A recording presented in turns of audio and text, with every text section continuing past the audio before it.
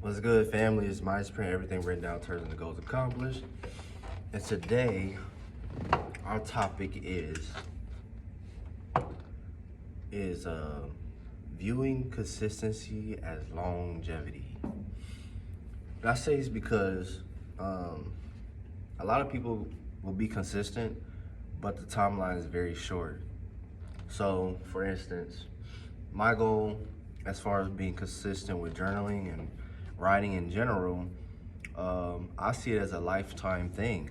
So, lifetime means until I die. I'll be writing until I die. I'm talking about journals and journals and journals, a whole collection of journals. Even I would probably put in my will, make my journals the art collection, and only a few amount of people can look at them and read them, and would charge them like big money. Because I believe, I see myself as somebody who's gonna be highly valuable, highly relatable, and highly admirable. So, and I say, you put the price on what people think of you. So my journals are gonna cost people just to read them. And that's gonna go towards my family's fortune. And that's my idea. Anybody else can have a different idea, but me, I see writing as going to be the most archaic thing by like 2050. And kid me not, you can mark my words. I mean, reading is the same way. People barely read. It's almost like a valuable commodity to have somebody that reads every day. So that's how I see it.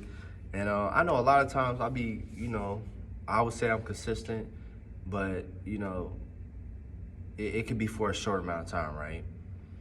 People couldn't be consistent for 20 days, right? Or 21 days. I just want to get rid of that whole concept or social construct, which I think it is, of saying if you do this for 21 days, you'll be consistent. It'll be a habit. I think that's not true. Now, this is one thing that I have that I think is more beneficial, your goals of being consistent. So let's say my goal of being consistent in the gym is a whole 5-year plan. I plan to be in the gym every single day for 5 years. That's 60 months. Now, I already got 1 month down. I'm 59 months to, 59 more months to go, right?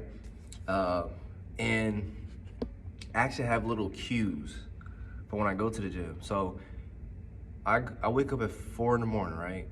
My gym is about maybe 5 minutes down the road. This is what I do. Let's say I wake up late, or I'm gonna do this at night because I know I'm gonna bullshit it.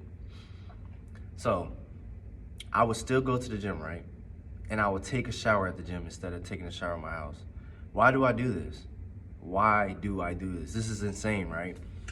It's not. It's a cue. It's a trigger, right? So every time I go in the shower at 4 in the morning there, instead of doing it at my house, I'm already letting myself know. When I go to the gym, the first thing I see to my left when I hit the gym is all the workout equipment. I instantly get a feel of like, yo, I should be working out. But at the same time, I already told myself I'm just here for the shower because I woke up, maybe I woke up at like 5:30 or something. I gotta be at work by like 7. So, it's a 30-minute drive, so I need to leave by 6. I like to be 30 minutes early. So, those are things that I do. And let's say I wanna eat healthy, and I wanna be consistent. This is what I would do. Every time I go to Chick-fil-A, I get like a salad. Every time. I'll get the best salad and make sure it has chicken. So Chick-fil-A's market salad, that's the only salad I get. I may get like a frosted lemonade and be straight. That's how I would do it. And journaling is the same way. The only way I would write is in the morning, and only if I have a blue pen. So if I don't have a blue pen, it feels disgusting to write. I swear, it's a habit. So this is my cue, a blue pen. This is my cue.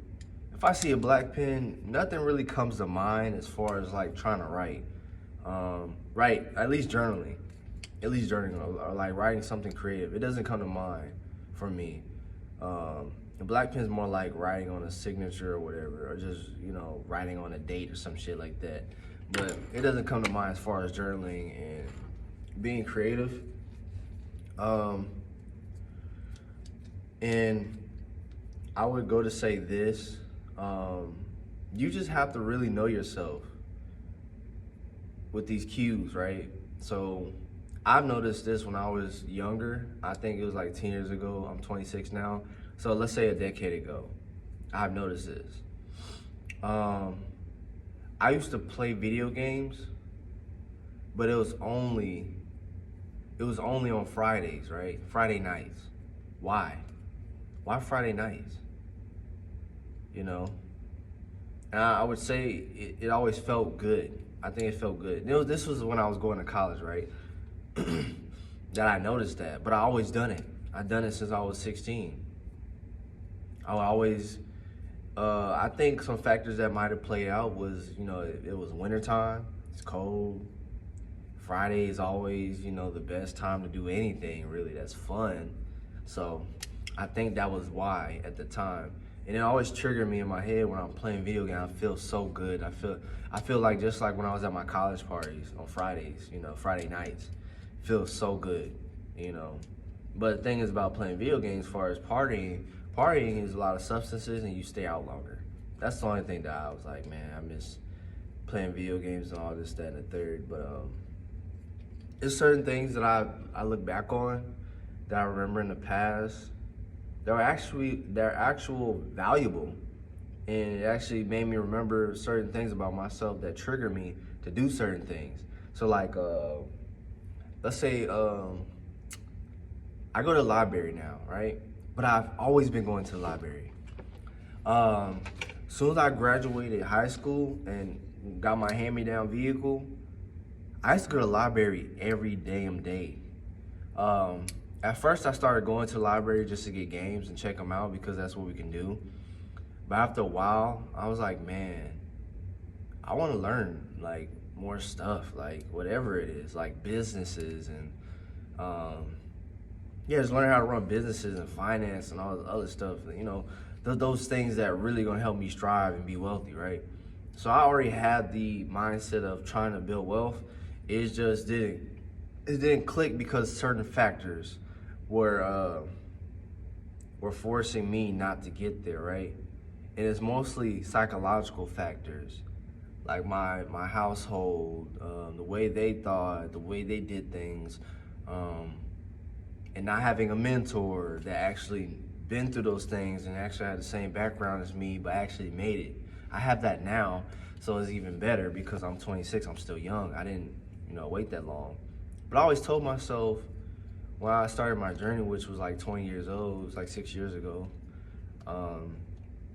that at first I was like, I'm gonna do it all by myself. I'm gonna do it myself. I got this by myself. 2 years later, I burnt out. I had paralysis analysis, and I stopped being consistent. I mean, I was still consistently reading books, but I just stopped being consistent on striving towards my goal.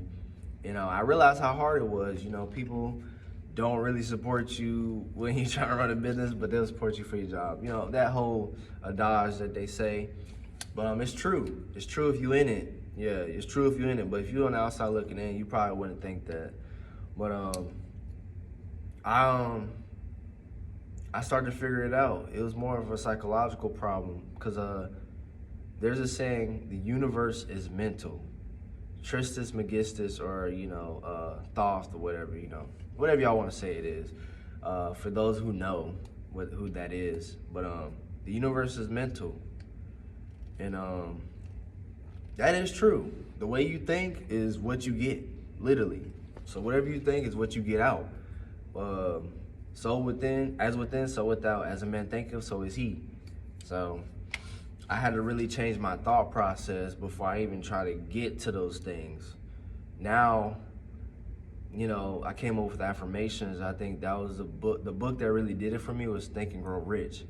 That was the pinnacle of my success as far as being consistent, or at least striving to be consistent. Because when I first started out, after I read that book, I started off reading affirmations every morning. and trying to meditate 30 minutes every morning. Now I stopped doing the meditation. I probably do like 5 minutes, or I do journaling. You know, I find other ways of meditating, and that was the biggest influence for me. And that's what caused me to be very consistent and steady on my purpose. And I choose my purpose over anything nowadays, for real. I think that's the only thing. But what I want you guys to take from this is keep striving to be consistent. Don't be hard on yourself, but observe yourself. Observe yourself. When you're being consistent and you find yourself falling off, observe yourself. Take a few days off and being consistent and try to figure out what trigger is causing you to have negative feedback and not doing the things that you want to do, you desire to do, and be consistent with, and look at the positive feedback, the thing that is causing you to want to be consistent and driving you. So for instance, to keep me going in the gym and driving me in the gym, I like to get dark chocolate. Yes, I do. It is a way to trigger me to say, okay, I worked hard in the gym, now I get a treat. But if I don't work hard in the gym and I bullshit, I know when I bullshit, I'm not tired, or like I don't feel, any soreness, or, I just don't feel like I did much. I feel like I really did bullshit. But yeah, I don't eat chocolate that day. I just drank a lot of water. But the days like Saturday, man, I had an awesome workout. I ate some dark chocolate. Matter of fact, I ate before because I knew I was about to go ham. But yeah, that's what you guys need to take from that. Just really become an observer of yourself. Get a journal if you want to if you're really serious about it. Really get a journal, just based on observing yourself and your consistency, and just really trying to show yourself who you are, and striving to show yourself who you are becoming in the process. That's all it is. Yeah. Anyways, remember, Myers pray everything written down turns into goals accomplished. And you need to write your goals down and know that they're done, and just go out and do it. Get it done. Faith without works is dead, and works without faith, faith without works is dead, and works without faith is dead. Peace.